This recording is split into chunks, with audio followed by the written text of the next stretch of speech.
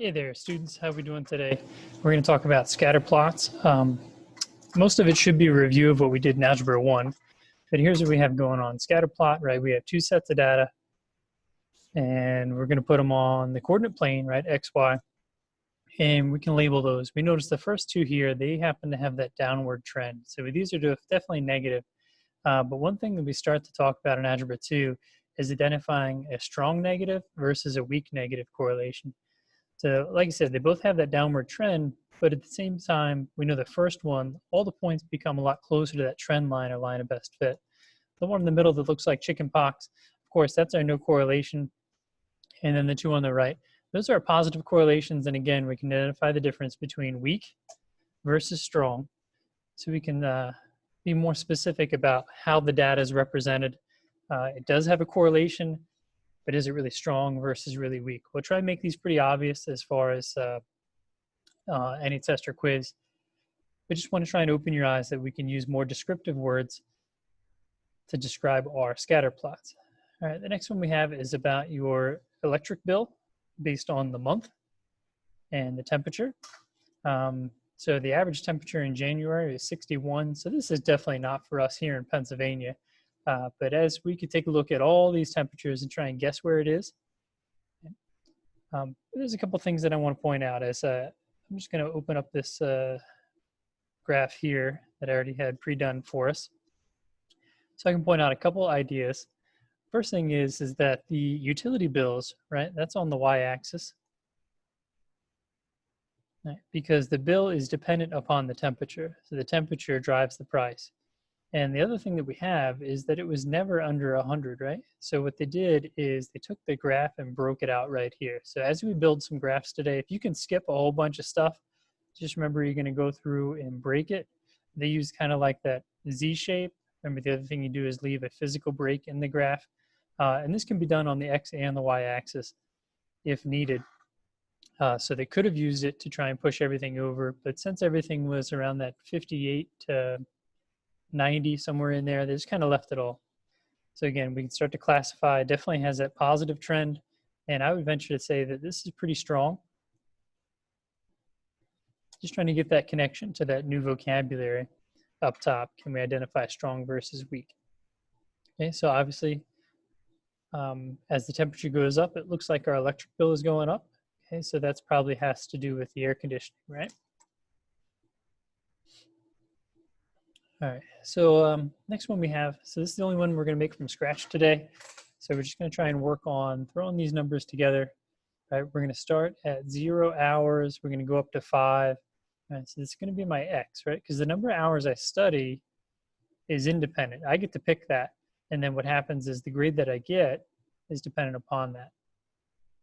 Okay, so this would be, oh, I'm sorry, this isn't about studying. This is the number of hours I don't study, right? This is the number of hours online. So we have a couple things happening. So I know on the x-axis, I'm just looking at 0 through 5. So 1, 2, 3, 4, and we'll call that 5. And the next thing that happens is I look at my test scores, and it looks like 56 or 57 is kind of the lowest thing here.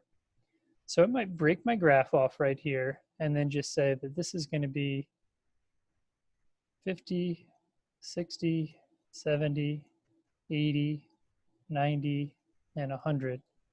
Okay, so if I don't spend any time online, this chart tells me that I'll get 100%. I could also get a 94.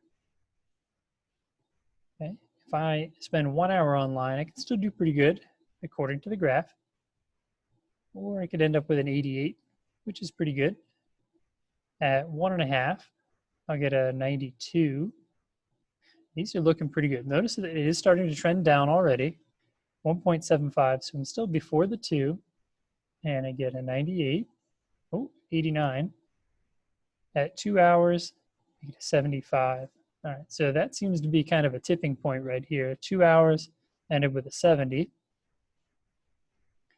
At 3 hours online, this kid still pulled a 78. Okay, so there's, based on maybe some prior knowledge and how well you can adapt to those things. At 4 hours, we get a 72. Okay, so we noticed a big break there at 2 hours.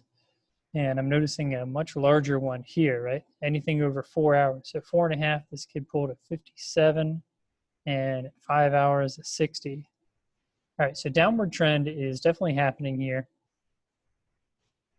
Okay, so kind of pull around, move that line up and down. I get 1, 2, 3, 4 below, 1, 2, 3 above. So that looks like a pretty good line of best fit or a trend line. Okay, so we're going to use those words interchangeably here. That way we can make some predictions. So if I said, well, you know what, 3.5 hours wasn't represented at all, what would you venture to say we would get there? Okay, so I'm probably in the mid to low 60s, just based on the graph that we have. So that's how we can use it without coming up with the equation just yet, but we're also going to make some of those equations as well. Okay, so the big key was break off that graph, figure out what scale you want to use. It can't be wrong as long as it's consistent. Okay, and you know, definitely don't be spending like hours and hours online when you should be getting ready for something. Based on the data, it's not good for us. It's just not good. All right, so I tell you not to be online, but I'm saying, you know, that's definitely for just kind of fooling around online, watching videos of cats or something like that. Stuff that's just going to waste your time. What we are going to ask you to do is take these last few problems, and I want you to practice those on Google Sheets.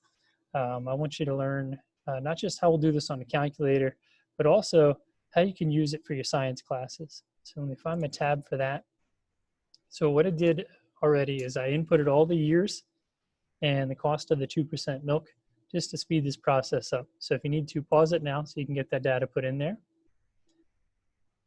All right, your data's put in, so I'm going to highlight the whole thing, and I want to insert a chart. Okay, and I should get some options when I go to do this.